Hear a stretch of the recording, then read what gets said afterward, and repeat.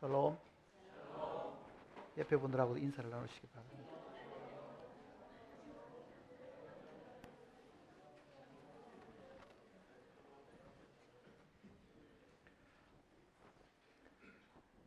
사람이 원수를 향해서 하나님 앞에 할 수 있는 가장 좋은 일은요, 기도할 수 있는 겁니다. 원수를 직접 만나가지고 화해하기는 굉장히 힘들지만은 그 원수를 향해서 기도할 수 있는 것은 어느 곳에서나 할 수 있는 사실입니다. 그러니 자기가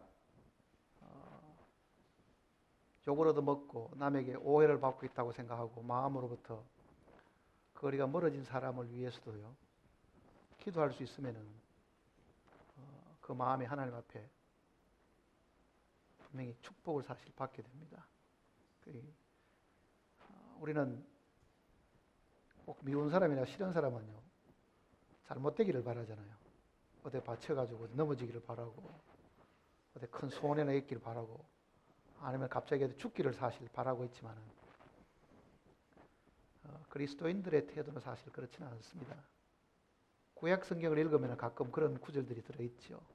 원수를 어떻게 해달라고 하는 시편의 그 기도들이 있지만은 그거는 글자 그대로 구약 시대입니다. 지금 은혜의 시대에는 그런 일들이 사실 있어서는 안 되고, 교회 가운데 사는 사람들은 남이 저주받으러 기도해서는 절대로 안 됩니다.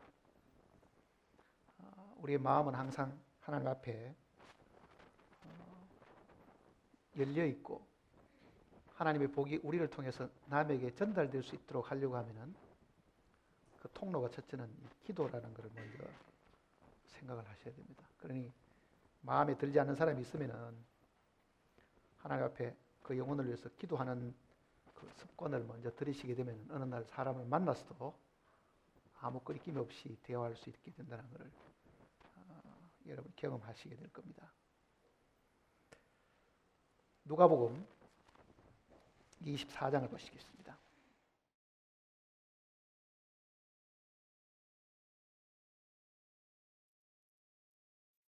누가복음 24장 44절입니다.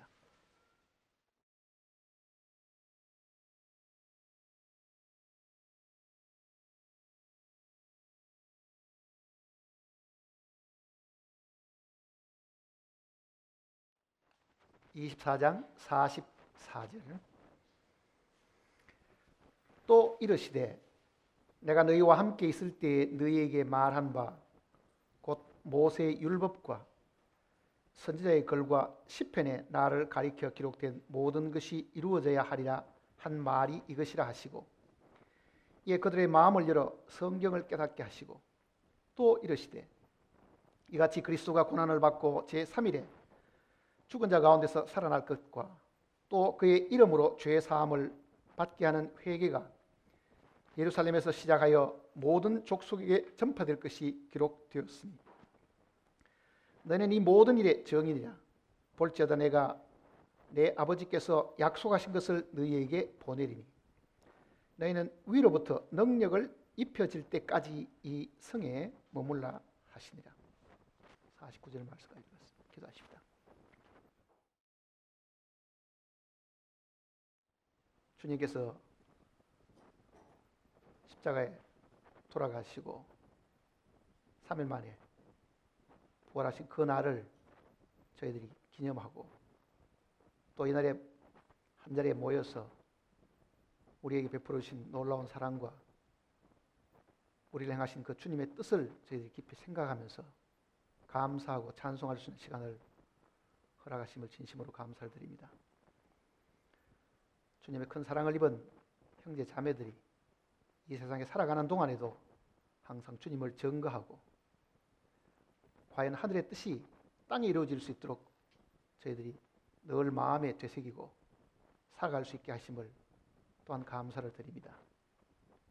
오늘 이 자리에 함께 머리 숙인 심령들 마음을 주님께서 축복하셔서 좀 더 용기 있게, 좀 더 담대하게 주님을 증거하게 하시고, 남은 세상 살아가는 동안에 참으로 이 복음이 마을 곳곳 구석구석까지 전파되므로 주님을 아는 제 지식이 세상에 충만하게 되도록 주님 도와주시옵소서. 오늘은 특별히 우리가 주일이라고 부르는 날입니다. 이날은 바로 주님의 날이므로 이 하루만이라도 우리가 목청 높여 주님께 감사하고 정말 기쁜 마음으로 즐겁게 찬송을 부르고 주님을 정가하는 시간이 되게 도와주시고 오늘 하루가 되게 복되게 인도해 주시옵소서. 함께 읽은 이 말씀을 통해서 저희들이 주님의 뜻을 저희들이 다시 한번 생각하고자 합니다. 말씀에 기록된 이 참 뜻이 무엇인지를 주님께서 우리에게 친히 가르쳐 주시고 이 말씀이 우리의 마음속에 전달될 때에 우리가 하나님의 말씀으로 마음에 새기고 이 말씀을 따라 순종하고 사는 저희들이 되게 역사해 주시옵소서. 살아가는 동안에 많은 어려움과 시련과 고통으로 인해서 상처받은 영혼이 있으면 위로의 하나님께서 친히 위로해 주실 것을 간구드립니다. 그러나 우리가 겪는 여러 가지 시련과 고통과 괴로움은 잠시뿐이고 우리를 위해서 예배해 놓으신 영원한 나라가 우리 앞에 곧 도래한다는 것을 우리가 마음에 깊이 믿고 모든 어려움과 시련을 우리가 받은 그 소망으로 능히 이길 수 있도록 인도해 주시옵소서. 우리를 죄 가운데서 권하시고 지금도 하늘 성소에서 우리의 모든 연약함을 대신 강구하시는 주 예수님의 거룩하신 이름으로 간절히 기도드립니다.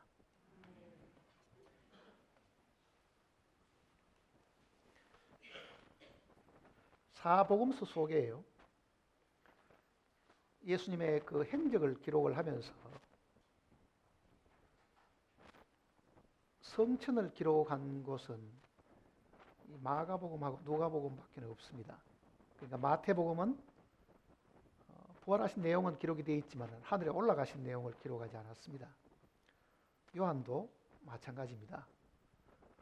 왜 그런가 하는 것은 여러분이 말씀을 깊이 생각을 하면 사실 이해할 수가 있습니다. 근데 마가나 누가는 주님이 부활하시고 난 다음에 하늘로 올라가신 그 내용까지를 기록을 해 주었습니다.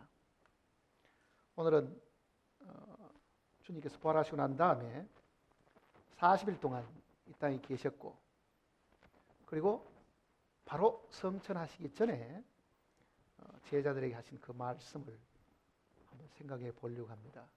그 말씀은 어쩌면은 주님이 이 땅에 오셔가지고 우리를 위해서 십자가에 못 박혀 죽으시면서 우리가 지은 모든 죄들을 다 용서하셨고 우리로 하여금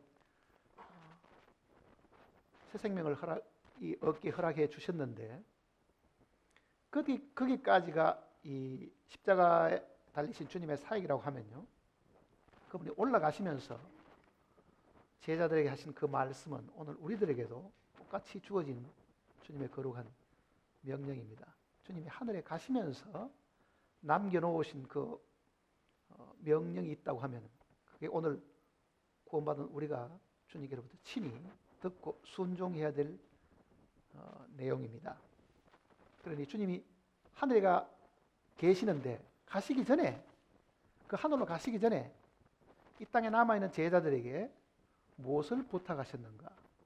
그것이 오늘 우리들에게도 살아가는 동안에 우리가 가져야 될 이 주님의 사명입니다. 주님께로 받은 그 사명입니다. 그러니까 무엇을 해야 될지를 모른다든지 어떻게 살아야 될지를 모른다고 생각하는 분이 혹시 계신다고 하면 바로 오늘 이 말씀 속에서 그 답을 아마 얻을 수 있게 될 겁니다. 44절부터 한번 보시면요. 또 이르시되 부활하신 다음에 부활의 몸을 제자들에게 몇 번 보여주셨습니다. 그리고 이어서 그 제자들에게 하시는 말씀입니다.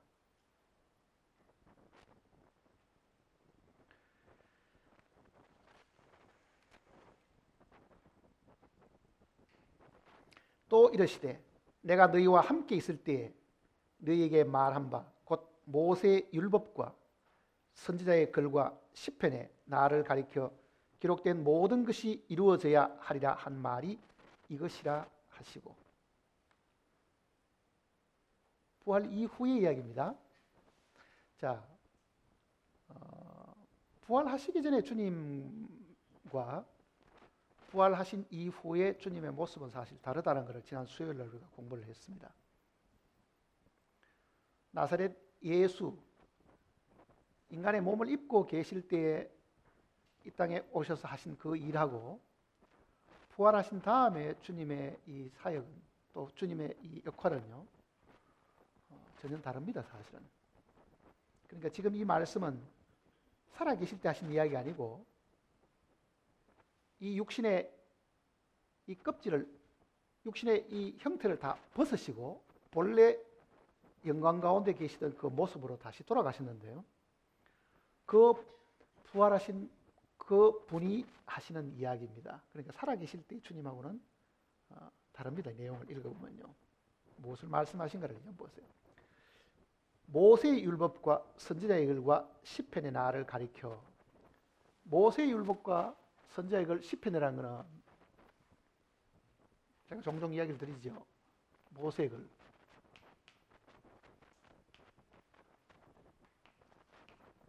그 다음에는 선지자의 글, 그 다음에는 시편. 이거는 우리가 지금 구약이라고 부르는데 유대인들은 자기들 성경을 구약이라고 부르지 않습니다.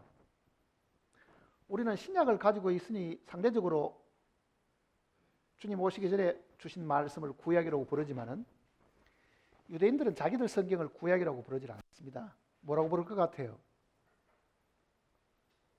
구약이라고 안 부르면 뭐라고 부를 것 같아요?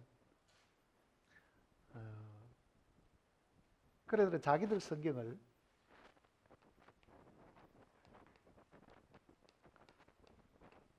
타나카라고 부르는데, 이 타나카라는 말 뜻이 요 내용이 다 들어 있습니다. 타나카. 모세의 글은 모세가 기록한 5권의 이 성경을 두고 하는 이야기입니다. 창세기, 출애굽기, 레위기, 민수기. 그러니까 이거는 모세가 하나님께 받은 율법이지요. 율법. 이 율법을 유대인들은 토라라고 부릅니다. 토라.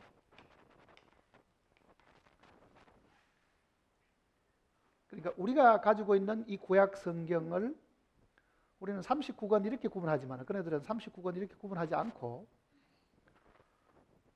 열왕기 상하 한 권, 사무엘 상하 한 권 이렇게 계산하니까요, 우리가 말하는 39권도 아니고 훨씬 더 권수가 겹쳐진 것은 하나로 부르기 때문에 훨씬 더 짧습니다. 그러니까 그네들의 분류법은 모세의 글, 선지자의 글, 시편 이렇게 세 부문으로 지금 나누었던데, 선지자의 글은 그네들은 선지자를 히브리 말로는 네비라 그러는데요, 선지자들이니까 복수가 돼가 네비임 이렇게 부릅니다. 네비임. 그 다음에는 시편의 글을 하는 것은 시편 이외에 성문서에 해당하는 것, 잠언이라든지 이런 내용들은 그네들은 타나카 이렇게 불러요. 타나카. 그러니까 앞에 요 글자들을 따가지고 그네들은 타나카 이렇게 불러요. 그러니까 타나카란 그 말은 지금 방금 여기 이야기하는 것처럼 모세의 율법, 선지자의 글, 기타 그 외에 시편이나 잠언 같은 이 성문서들. 그러니까 유대인들은 이 자기들 성경을 이렇게 세 등분으로 구분을 해서 이야기를 합니다. 그러니까 지금 예수님이 하시는 이 말씀은 그때는 신약이 없을 때죠. 우리가 말하는 그 구약 성경이 있을 때 그 구약 성경이 유대인들은 이렇게 3등분을 해서 부르기 때문에 주님의 이 언급도 모세의 글 속에도 나에 대한 기록이 있다.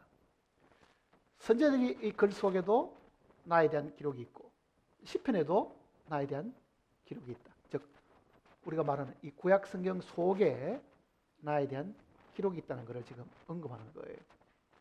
그 다음 45절 보세요. 이에 그들의 마음을 열어 성경을 깨닫게 하시고, 그네들은 예수님의 그 부활조차도요 너무나 충격적이기 때문에 이해를 잘 못하니까 먼저 기록된 이 모세의 율법이나 선지자의 글이나 시편에 기록된 그 성경을 다 들추어 가지고 이 성경 구절이 바로 이 뜻이고, 이 성경 구절은 나의 부활을 이야기하는 것이고, 이 성경 구절은 내가 부활하고 난 이후에 복음이 어떻게 전파될 것을 이야기하는 것이다. 그거를 일일이 다 대조해 가면서 그거를 깨닫게 해 주셨다. 그 내용입니다. 그러니 오늘 우리가 성경을 읽을 때도요, 먼저 기록된 이 말씀이 어떻게 성취되었는가, 그거를 알 필요가 있고, 지금도 어떻게 성취되고 있으면 앞으로도 이 말씀이 어떻게 성취될 것인가를 지금 살펴보는 것이 주님을 따르는 모든 제자들이 해야 될 마땅한 본분이고 의무이기도 합니다. 그 다음 구절 한번 보세요. 또 이르시되 이같이 그리스도가 고난을 받고 제3일에 죽은 자 가운데서 살아날 것과, 자, 구약 성경 속에 있는 이 내용을 지금 설명을 하면서 여기까지는 우리가 다 알죠. 자, 메시아가 이 땅에 오시게 되면 죽으시고 부활하시는 그 이야기는 구약 성경도 예언을 했는데, 그 다음을 한번 보세요. 이제 오늘 공부하려고 하는 내용이 그 다음입니다. 이제 47절입니다. 그의 이름으로 죄 사함을 받게 하는 회개가, 그의 이름으로 죄 사함을 받게 하는 회개가 예루살렘에서 시작하여 모든 족속에게 전파될 것이 기록되었으니. 예수님이 십자가에 달려 죽으시는 이야기, 이분이 이 땅에 어떻게 어디에 오셔가지고 어떻게 죽으시고 어떻게 살아나셔서 하나님의 뜻을 이루실까에 대한 내용뿐만 아니라, 그 다음 지금 이 내용은 뭐냐면은 부활하시고 난 다음에 가고 없는데도, 가고 없으니까 남아있는 게 뭐겠습니까? 이름만 남아있겠죠. 그 예수님의 이름이 전파되어 가지고, 그것도 예루살렘에서부터 전파되어 가지고 온 세계에 전해질 것이 성경 속에 기록이 되어 있다 그러잖아요. 자, 우리가 생각하면은요, 예수님 돌아가시고 난 다음에 사도들이 힘을 얻어 가지고 여기저기 다니면서 복음을 전한 것 같이 생각하지만은 그런 일들도 이미 구약 성경 속에 예언이 되어 있다. 그러니 그 예언에 따라 가지고 너희가 그 일을 하려고 하면은 하늘에서부터 능력을 입히울 때까지 이 성에 머물러 있으라. 그거를 지금 부탁하시는 이야기라고요, 내용이. 자, 47절 다시 보세요. 또 그의 이름으로 죄 사함을 받게 하는 회개가 예루살렘에서 시작하여 모든 족속에게 전파될 것이 기록되었으니, 그러죠? 기록되었으니. 복음이 예루살렘에서부터 시작돼 가지고 온 세상에 전파될 것이 기록된 걸 기억나십니까? 어느 성경 구절인지? 구약 성경 속에 그런 내용을 기억하고 계시냐고요. 메시아에 대한 예언은, 즉 예수님이 땅에 오셔서 태어나실 것과 고난 받으실 것과 죽으실 것, 부활하실 것은 우리가 많이 알고 있는데, 성령이 이 땅에 오셔가지고 그 복음이 예루살렘에서부터 시작해서 온 족속에게 전파될 것이 성경에 기록되어 있다. 그 말은 무슨 말이냐면은, 오늘 우리도요, 이 복음 전하는 이 일까지도 하나님이 구약 성경 속에 다 계획을 해 주셨는데, 그 사역에 동참하게 되면은, 그 사역을 맡아서 일을 하게 되면은 섣불리 나서서 될 일이 아니고 능력이 위에서 입혀질 때까지 예루살렘 성에 기다려야 된다. 그 내용을 지금 이야기합니다. 그러면 구약 성경 속에 복음이 그렇게 전파될 것을 어디에 예언해 놓으신지를 한번 찾아볼 필요가 있죠. 이사야서를 보십시다. 구약 성경 이사야서 2장입니다.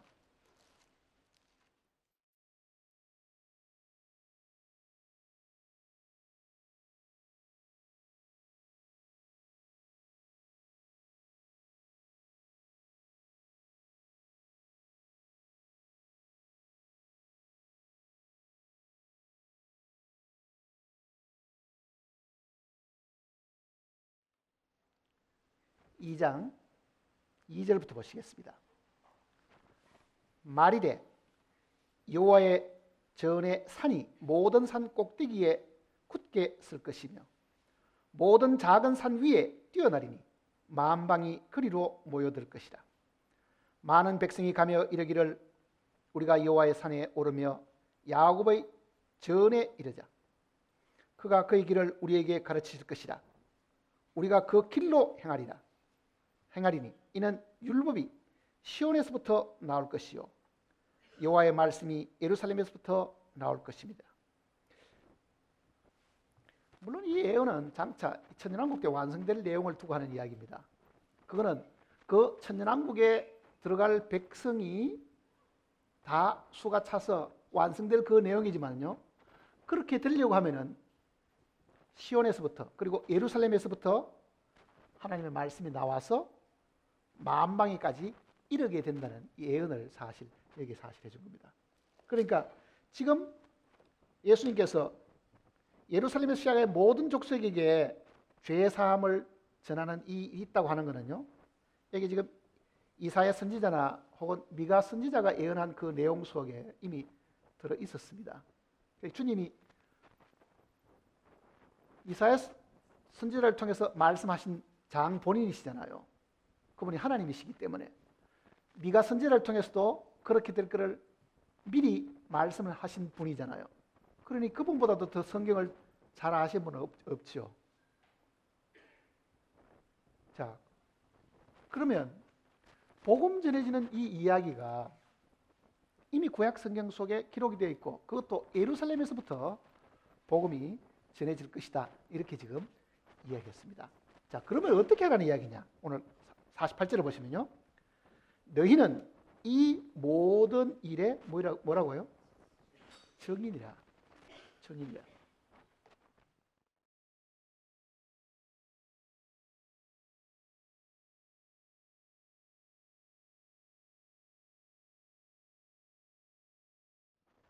증인이 뭐가 증인입니까?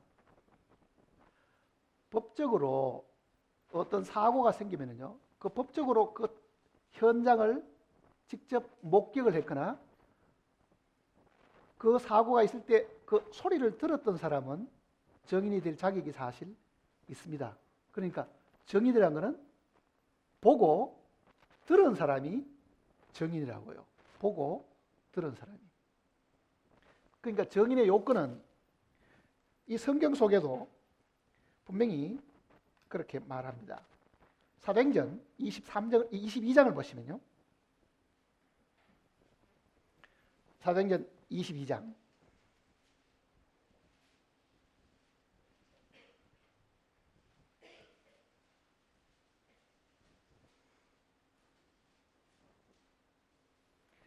사도행전 22장 14절입니다.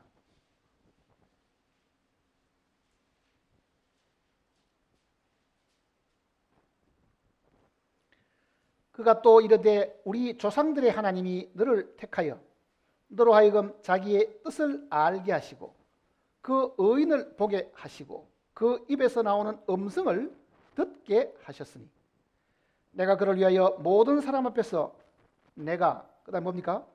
보고 들은 것에 증인이 되리라. 자, 지금 사도 바울에게 하는 이야기입니다. 사도 바울에게 아나니아라는 이 제자가 안수를 하면서 눈을 다시 뜨게 해주고 분명히 뭐냐면 그 의인을, 즉 예수 그리스도를 네가 보았지 않느냐, 그리고 하늘에서 나오는 그 음성을 네가 듣지 않느냐, 그러니 네가 보고 들은 것에 증인이 되라 그러잖아요. 그러니까 증인이라는 그 말은 보고 들은 사람이 본 것과 들은 것을 남에게 전해주는 거죠. 자, 예수님께서도 지금 누가복음 24장을 다시 보시면요, 너희는 이 모든 일에 뭐라고요? 증인이라.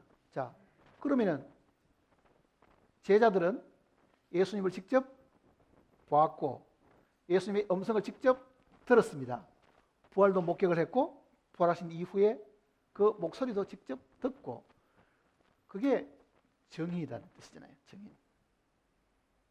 그런데 이 지구상에 여호와의 증인이라는 사람들이 있습니다. 여호와의 증인들. 우리는 그리스도의 증인이긴 해도요, 여호와의 증인이 사실 될 수는 없습니다. 우리는 믿음으로 주님을 보게 되었고 주님의 그 음성을 들음으로 인해서 우리가 세상으로 거듭났기 때문에, 우리는 보고 들은 것이 있기 때문에 주님을 전할 수 있고 주님의 증인이 사실 될 수가 있지만요, 구약시대 때 여호와의 증인 될 수 있는 사람은 신약에 사실은 있을 수가 없습니다. 그 여호와의 증인들이라는 것은 실제 구약에 출애굽할 때부터 시작해서 그 여호와의 역사를 직접 보고 경험했던 유대인들밖에는 사실 여호와의 증인들이 될 수가 사실 없습니다.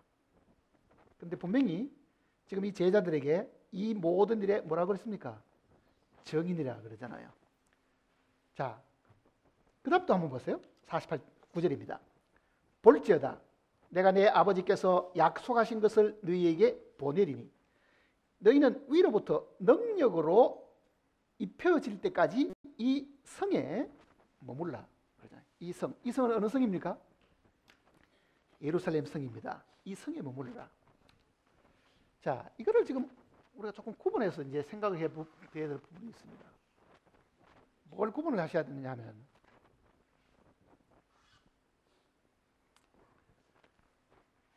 예수 그리스도가 이 땅에 오셔가지고 약 30년 동안 이 땅에 계셨습니다. 공생의 이 사역을 시작하신 것은 30세쯤 시작하셨으니까 그가 실제 전도하시고 하나나라의 복음을 전파하신 것은 3년, 길어봐야 3년 반 정도밖에 안 됩니다. 3년 반. 그리고 이제 돌아가셨는데, 구약 성경이 예수 그리스도가 아기로 이 땅에 오실 것과 저 유대 땅 베들레헴에 태어나실 것, 고난 받으실 것을 다 설명을 했고, 그 예수라는 분이 메시아로 이 땅에 오셔가지고 당할 모든 일들을 다 기록해 주셨는데, 주님의 이야기는요, 이 후의 이야기라고요. 이 후라는 것은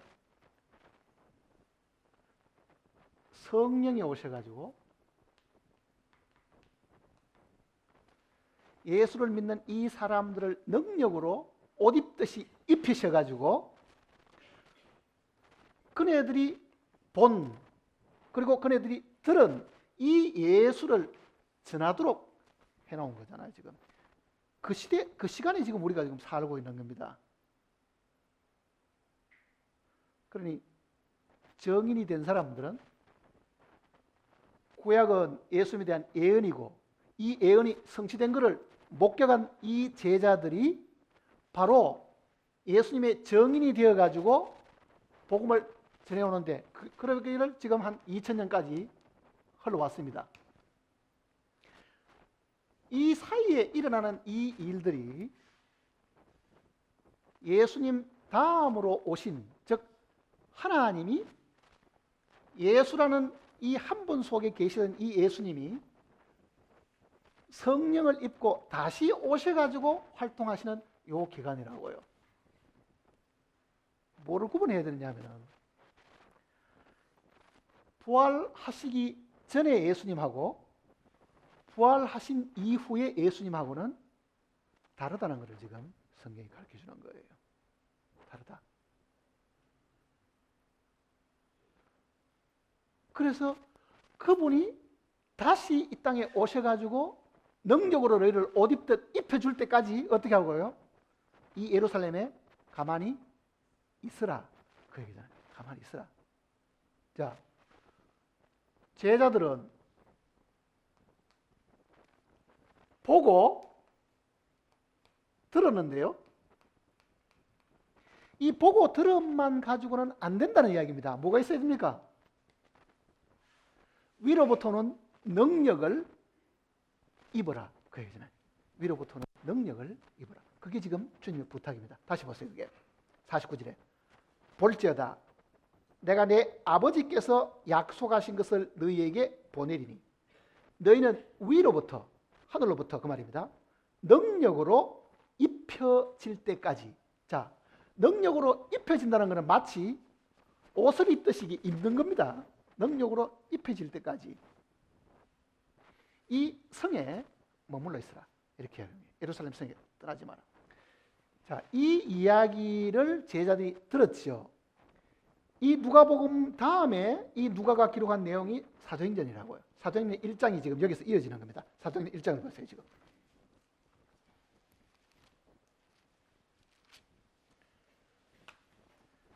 사도행전 1장입니다.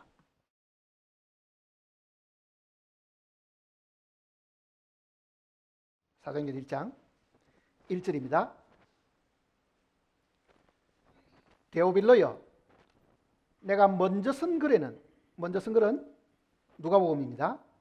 무릇 예수께서 행하시며 가르치시기를 시작하신부터 그가 택하신 사도들에게 성령으로 명하시고, 자, 주님이 부활하시고 난 다음에는 나사렛 예수로 명하신 게 아니고 뭐로 명했다 그럽니까? 영으로 명하신 거다. 성령으로 명하신 것이다. 어떤 차이가 있을 것 같아요? 예수님이 육신으로 계실 때는 하나님이 예수님 안에 계셨습니다. 육신을 벗었습니다. 이제는 성령 안에 예수님이 계시는 거예요. 성령 안에. 그러니 예수님이 성령으로 옷 입듯이 입으시고 말씀하시는 것이 지금 성령으로 명하시고 이렇게 지금 이야기하는 겁니다. 그 다음 보세요. 지금 성천하신 날까지의 일을 기록하십니다. 그가 고난 받으신 후에 또한 그들에게 확실한 많은 증거로 친히 살아 계심을 나타내사 40일 동안 그들에게 보이시며 하나님의 나라의 일을 말씀하시니라. 4절입니다. 사도와 함께 모이사 그들에게 분부하여 이르시되 예루살렘을 떠나지 말고 내게서 들은 바 아버지의 약속하신 것을 기다려. 자, 이게 누가복음 마지막의 내용입니다. 예루살렘을 떠나지 마라. 이 성을 떠나지 마라. 그렇게 부탁했죠. 이 성에 있으라. 그리고 아버지의 약속하신 것을 기다리라. 성령이 오실 때까지 꼼짝 말고 여기에 있으라. 그 말입니다. 성령이 오실 때까지. 자, 성령이 오시기 전에는요, 그네들의 활동이라는 것은 거의 미약합니다. 왜 여기 지금 성령으로 옷 입듯이 입힐 때까지, 누가복음 내용은 위로부터 능력을 입을 때까지 그러잖아요. 옷을 입을 때까지. 그러면 이 성령이, 오순절로 오는 이 성령이 구원받게 하는 것이냐? 아닙니다. 이 제자들은 이미 구원을 받은 사람들이라고요. 그때 성령이 오시가 구원받는 것이 아니라고요. 오순절날은.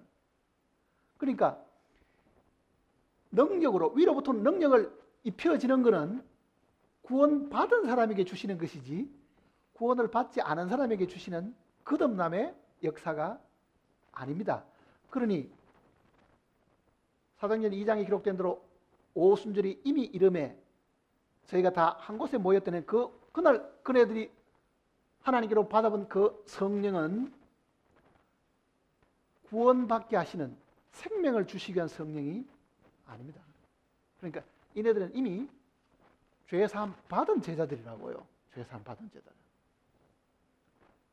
그러면은 우리가 한번 생각해 보세요. 오순절날 내린 성령이 우리를 거듭나게 하는 일이 목적이 아니었다고 하면은 우리도 그때 그 내린 성령으로 우리도 지금 뭘 해야 되겠어요?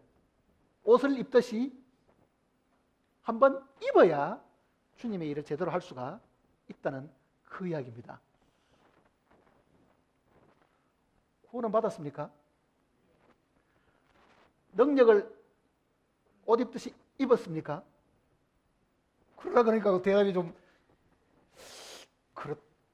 그렇겠지 하는 생각은 들어도요, 정말 내가 능력을 입었는가를 생각하면 어때요? 아, 내가 무슨 능력이 있다고 능력을 입어?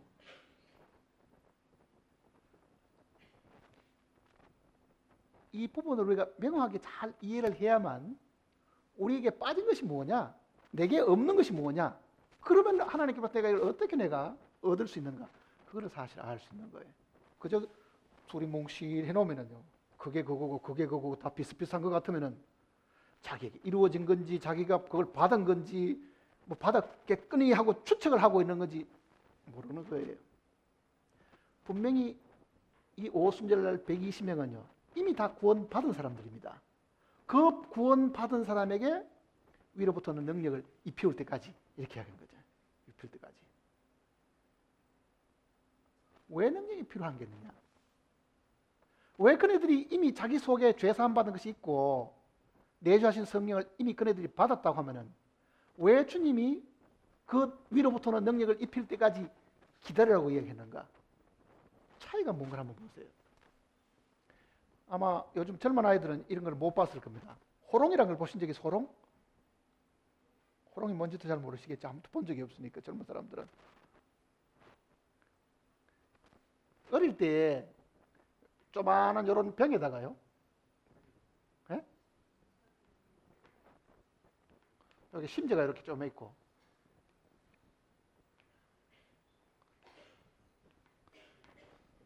여기다가 이제 기름을 이렇게 담아가지고 이게 호롱입니다. 호롱. 이렇게 있죠. 유대인들 호롱은 이렇게 안 생기고 여기다가 구멍이 이렇게 뚫려 있습니다. 여기다 심지를 이렇게 생긴 게 있어요. 요 소독에 이제 감람류 같은 거 이제 담아가지고 불을 붙이죠. 자, 여기 보면은 요 심지가 있습니다. 심지. 여기는 그 다음에는 여기 기름이 있죠.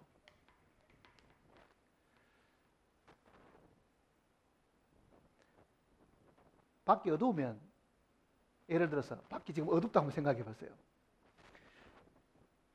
여기 심지는 실을 이렇게 꼬아가지고 이렇게 만들어 놓은 거잖아요. 그러니까 우리가 불을 붙이기 위해 가지고 뭐 종이가 됐든 실이 됐든 불을 붙이는데 그 자체를 태우면은요 금방 타버리고 화력도 없습니다. 어때요? 금방 다 타버린다고요. 그런데 만일 요 심지를 기름에다 적시 놓으면 어때요? 이거는 오래 가지요. 뭐가 탑니까? 심지가 타는 것이 아니고 기름이 타는 거예요. 심지가 타는 게 기름이 타는 거예요. 이 내용이 오늘 주님이 우리에게 가르쳐 주려 하는 이 내용입니다. 구원받은 각 개개인을 최선을 다해가지고 능력을 발휘하라 그래도요 심지가 금방 다 타버린 것이 이거는 힘이 없는 거예요. 그래도 이게 필요한 건 뭡니까? 이 심지가 기름으로 적셔져야 되는 거라. 그러면은 심지는 약해도 계속 타는 거는 기름이 타잖아요. 지금 이 내용이 그 내용을 지금 우리에게 설명해 주려고 합니다. 우리가 주님을 증거하기 위해 가지고 목소리를 높이고 최선을 다해봐야 금방 사그라질 불하고 똑같은데 너희가 정말 나의 죽음을 온 족속에게 전해가지고 모든 민족이 다 구원받게 하려고 하면은 이게 굉장히 긴 시간이 필요한데 그러려고 하면은 그 복음의 횃불을 높이 들려고 하면은 너희 자체로는 안 된다는 거예요. 너희 자체로는. 너희 스스로의 인간의 힘만 가지고는 아무리 뜻이 좋아도 그거를 이룰 수가 없으니 능력으로 입어라. 그게 성령인데 그 성령으로 옷 입듯이 입어라. 마치 기름이 심지가 기름으로 옷 입는 거하고 똑같은 거예요. 지금 이렇게 되어야만 너희가 복음을 전할 수 있다. 그러니까 열정으로 가는 게 아닙니다. 자, 그러면 한번 보세요. 요 심지가 지금 나라고 한번 생각해 보세요. 나 개인입니다. 어떤 심지는 종이를 말아서 만든 것도 있고 어떤 심지는 예를 들어서 실을 꼬은 것도 있고 온갖 재료를 나무를 가지고 뭐 좁게 만들었든지 어떤 형태인지 간에 실제 이 불을 강하게 일어나게 환하게 비출 수 있는 거는요 심지에 있지 않고 어디 있습니까? 기름에 있습니다. 이 말은 무슨 뜻이냐면은 자 예수님의 제자 베드로 같은 경우도 예수님이 살아있을 때 3번이나 부인하고요. 배반하고 달아나기도 하고 예수님 십자가 못 박힐 때 제자들은 다 혼란하고 숨어버리고 그렇게 나약한 사람들이었다고요. 그 한 사람 한 사람을 보면은 별 것 없는 사람들이 저 무식한 갈릴리 어부들이고 로마 군인들이 예수님 잡아갈 때 겁이 나가 숨어버리고 달아나고 하던 그런 사람들인데도 만일 그네들이 이 위로부터는 능력을 그네들이 입게 되면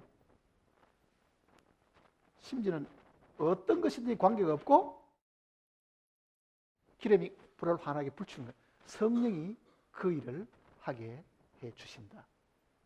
그 얘기입니다. 그러니까 그네들이 이미 구원을 받은 사람이기는 해도 주님을 전하기 위해서는 반드시 위로부터는 능력으로 옷 입듯이 입어져야 된다는 것을 지금 주님이 부탁한 거예요. 한번 보세요. 주님의 일을 하는데 힘이 듭니까? 무척 힘이 들고 고단하고 피곤합니까? 그거는 심지 자기를 태우는 거예요, 사실은요. 뭘 태워야 되겠어요? 기름을 태워야 되는데 자기가 희생한다고 생각하니까 이게 얼마나 힘이 드는지 모르는 거예요. 자기가 희생한다고 생각하니까. 남들은 다 노는 것 같은데 나 혼자 열심히 해야 되고 나 혼자 열심히 희생해야 되고 나 혼자 열심히 바쳐야 되고 나 혼자 고생을 많이 해야 되고 하다 보니까 기름은 하나도 없는데 심지어만 계속 탄다고 생각하세요. 그게 얼마나 오래 갈 것이며 무엇을 환하게 비추어가지고 사람들 하여금 주님을 보게 만들 거냐고요. 그러니 우리가 주님을 전하는 이 일들도 주님께 봉사하는 이 모든 일들도요 반드시 성령을 따라서 해야 돼요. 성령을 통해서 해야 되고 성령이 내 안에서 역사해야 된다 말이 그 뜻입니다. 자, 구약의 예표 중에는 이런 것이 있습니다. 모세가 하나님께 부름을 받을 때 제일 먼저 본 게 뭡니까? 떨기나무에 불이 붙었습니다. 이게 뭐지? 떨기나무라는 거는요 사막에 자라는 이 자풀하고 똑같은 건데 그것도 자세히 가보니 나무에 불은 붙었는데 나무는 타지 않고 그 얘기입니다. 떨기나무에 불은 붙었는데 그 나무는 타지 않고 불이 환하게 펴 있죠. 그 떨기나무 그 자체는 아무 가치 없는 것이지만은 거기에 하나님이 임재하고 있는 거예요. 오늘 나라는 존재가 떨기나무 같고 바짝 마른 장작과 같고 볼품없는 이 심지어 같다 하더라도요 거기에 성령이 임하시게 되면은 심지어는 안 보이고 뭐 보입니까? 환한 불만 보이는 거예요. 기름이 거기 있으니까. 주님이 제자들에게 주시려고 하는 것은 바로 이 성령인데 이 성령은 거듭나게 하는 성령이 아닙니다. 왜냐하면 그들은 이미 거듭난 사람들이잖아요. 그러면은 성경 속에서 이 성령의 사역을 우리가 두 가지라는 것을 지금 먼저 기억을 해야 됩니다. 고린도전서 12장 한번 보시면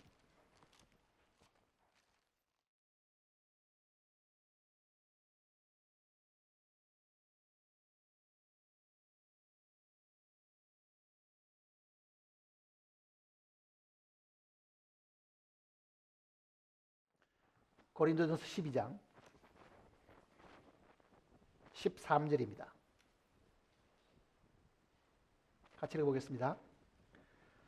우리가 유대인이나 헬라인이나 종이나 자유인이나 다 한 성령으로 세례를 받아 한 몸이 되었고 또 다 한 성령을 마시게 하여. 자, 이게 지금 이 성령의 이 두 가지 일을 여기 지금 다 써놓았습니다. 하나는 뭡니까? 성령의 세례라는 거 있죠. 성령의 세례. 이 성령의 세례를 통해 가지고 뭘 했다고요? 한 몸이 되게 했다. 이게 첫 번째 이야기입니다. 그 다음에는 또 그랬습니다. 또란 말은 뭡니까? 두 번째로 그 말이죠. 또 다 한 성령을 마시게 하였느니라. 자, 성령을 마시게 되면 그 성령은 우리 속에 들어오시게 되죠. 성령의 이 내주하심은 우리에게 뭘 주는 겁니까? 우리 안에 거하시게 되는 것은 우리에게 부활의 생명을 주는 것을 이야기하는 겁니다. 부활의 생명을 주는 거를. 성령의 세례는 유대인이나 이방인이나 할 것 없이 전부 다를 성령 안에 이렇게 넣어 두었으니까, 성령으로 이렇게 옷 입듯이 입혀놨으니까 표가 안 나죠. 한번 보세요. 심지가 무엇이든지 간에 불을 붙여놓으면 기름이 타면은 그 안에 심지는 안 보이고 뭐만 보입니까? 불만 보이는 거예요. 그 안에 뭐가 타든지. 유대인, 이방인이라는 그런 민족적인 구분도 없이 한 성령으로 한 몸에 들어오게 되면은 보이는 것은 밖에 있는 성령뿐이고 그 안에 있는 것은 유대인이든 이방인이든 그거는 아무 상관이 없습니다. 그게 한 성령으로 입혀놓은 거예요, 사실은요. 그러니까 성령의 옮겨 부으심, 성령을 우리 위에다가 옮겨 부으신 거는 성령의 세례를 이야기하는 거고, 우리가 성령을 마신다든지 들어 마신다는 그 표현은 성령이 우리 속에 들어오시는 일들을 두고 하는 이야기라고요. 그러니까 부활하신 다음에도 숨을 내쉬며 가라사대 성령을 받으라 하는 그 성령은 우리 안에 들어오시는, 내주하시는 생명으로 들어오시는 성령을 두고 하는 이야기입니다. 그 성령을 받았다 하더라도, 안에 성령이 있다 하더라도 바깥에도 뭐가 있어야 된다는 이야기입니까? 성령의 세례가 있습니다. 이게 위로부터는 능력이잖아요. 위로부터 능력.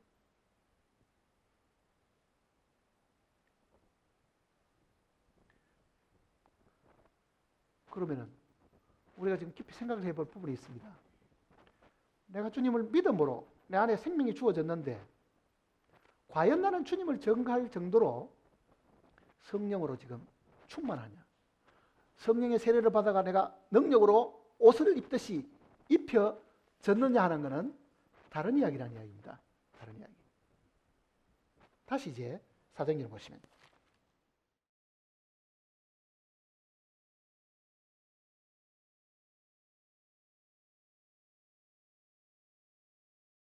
사도행전 1장입니다.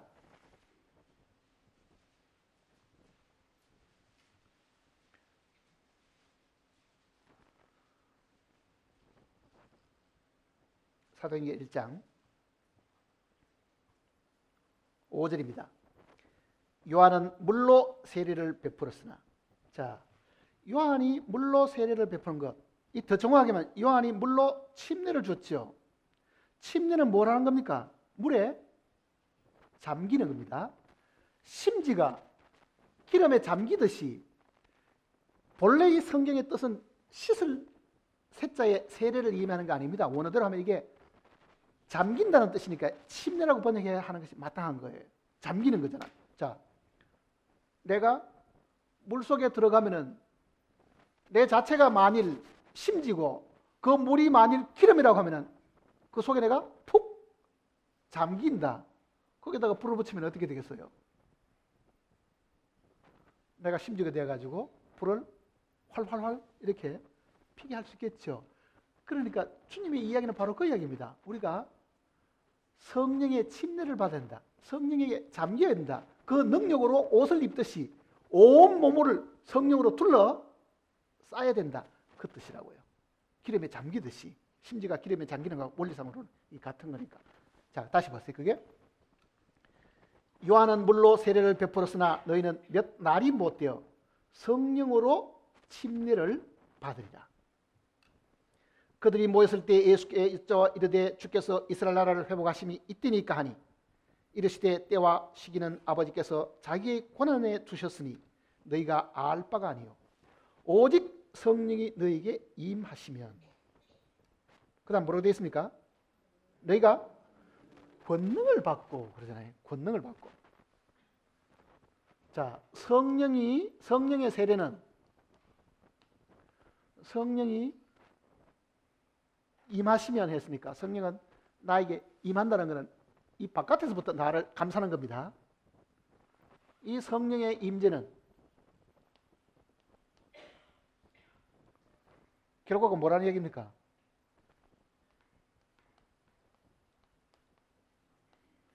능력을 받고 그랬습니다. 자, 다시 보세요. 오직 성령이 너희에게 임하시면, 성령이 임하시게 되면은 결과적으로 뭘 얻게 된다고요? 권능을 받고. 자, 거기 잡으시고 다시 누가복음 마지막 아까 읽어보신 대로 보세요. 49절입니다. 24장 49절.